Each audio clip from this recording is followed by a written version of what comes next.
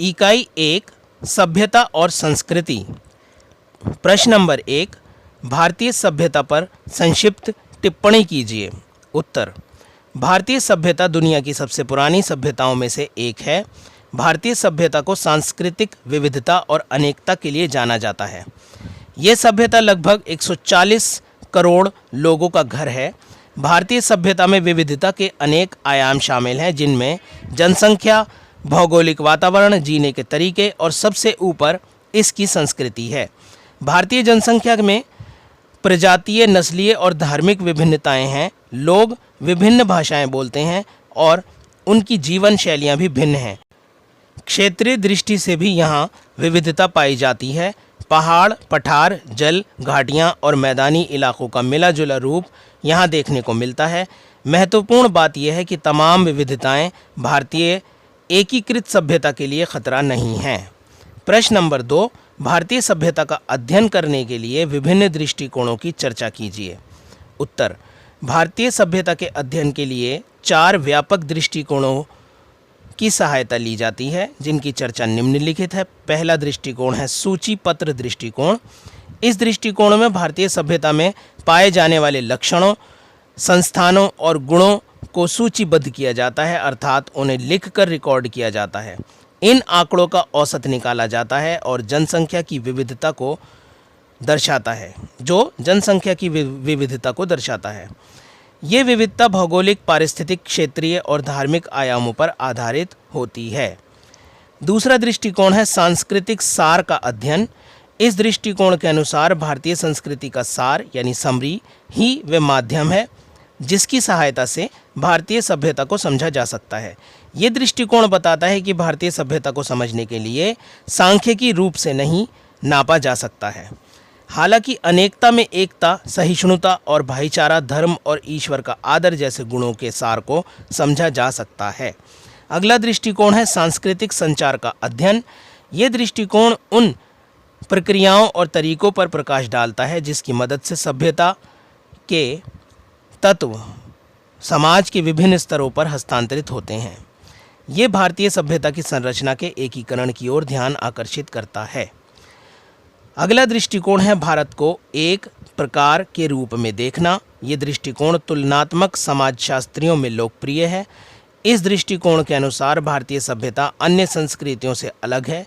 भारतीय सभ्यता को एक पारंपरिक समुदाय के रूप में देखने पर बल दिया जाता है, ऐसा समुदाय जो आधुनिकीकरण जैसी प्रक्रिया का अनुभव कर रहा है। उदाहरण के लिए भारत को एक गांव के समुदाय या कृषक समुदाय के रूप में देखा जाए जहां आधुनिकता का प्रवेश हो रहा है।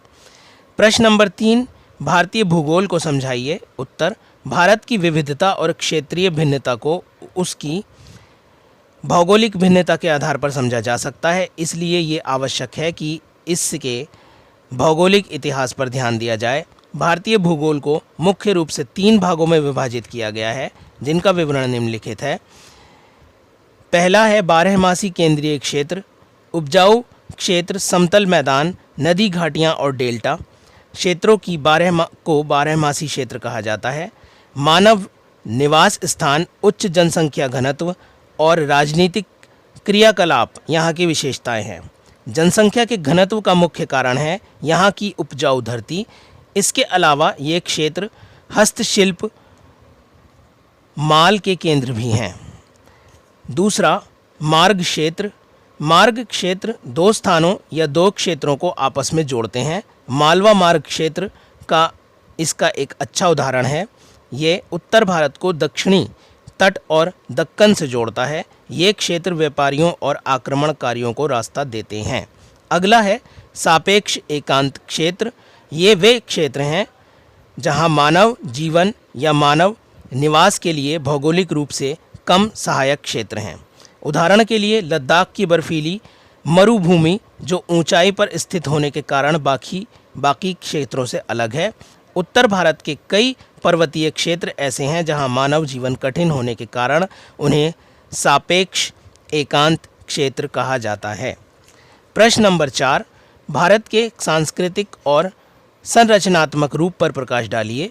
उत्तर, संरचनात्मक और सांस्कृतिक रूप से भारत कई स्तरों पर विभाजित है। भारतीय उपमहाद्वीप ने कई धर्मों को फलने फूलने का अवसर दिया है। यहाँ बौद्ध, जैन, सिख, इस्लाम और ईसाई धर्मों को स्वीकार किया गया। आज की सामाजिक और राजनीतिक व्यवस्था अतीत से ली गई है। वर्तमान भारत में लोगों की पहचान उनकी जाति और वर्ण से होती है। भारत में धर्मनिरपेक्षता पाई जाती है, जिसका मतलब सभी धर्मों को आदर सम्मान देना है। भारतीय तिरंगे के चक्र में बौद्ध धर्म का नियम है। राष्ट्रीय चिन्ह शेर राजा अशोक के स्तंभ से लिया गया है। राष्ट्रीय गान में जन गण मन का अर्थ है यहाँ के लोग और क्षेत्र जिनमें विभिन्नता होने के बावजूद एकता को बढ़ावा देते हैं। राष्ट्रवादी नेताओं जैसे जवाहरलाल नेहरू का विचार था कि भारत अनेकता में एकता का प्रतिनिधित्व करे। लंबे समय तक बाहर से आने वाले प्रवासियों ने भारत पर शासन किया, जिसके कारण भारतीय सभ्यता कई संस्कृतियों का मिला जुला रूप है। प्रश्न नंबर 5, भारतीय सभ्यता की एकता पर प्रकट किए गए दृष्टिकोणों की चर्चा कीजिए। उत्तर, भारतीय सभ्यता एकीकृत है। ये वाद विवाद और तर्क वितर्क का मुद्दा है। एक तरफ वे हैं जो भारतीय सभ्यता के एकीकरण को स्वीकार करते हैं, दूसरे इसके विपरीत हैं जो भारत को सभी धर्मों को स्वीकृत करने वाले देश के रूप में देखते हैं। तीसरा दृष्टिकोण कहता है कि भारत एक मिश्रित संस्कृति का देश है जो अनेकता में एकता को प्रदर्शित करता है। पहले दृष्टिकोण के समर्थक तर्क देते हैं कि भारत एक उच्च जनसंख्या घनत्व का क्षेत्र है। क्षेत्रीय विभिन्नता होने के कारण यहाँ विविधताएं पाई जाती हैं जिन्हें समाप्त कर पाना आसान नहीं है। दूसरे दृष्टिकोण के समर्थकों का मानना है कि उपनिवेशवाद के प्रभाव में आकर भारतीय इतिहास को गलत ढंग से प्रस्तुत किया गया है। वास्तविकता यह है कि भारत एक एकीकृत सभ्यता है। तीसरा दृष्टिकोण भारतीय सभ्यता को अनेकता में एकता के रूप में प्रदर्शित करता है। इसके अनुसार भारतीय सभ्यता में पाई जाने वाली विविधताएं यहाँ की एकता को बढ़ावा देती हैं।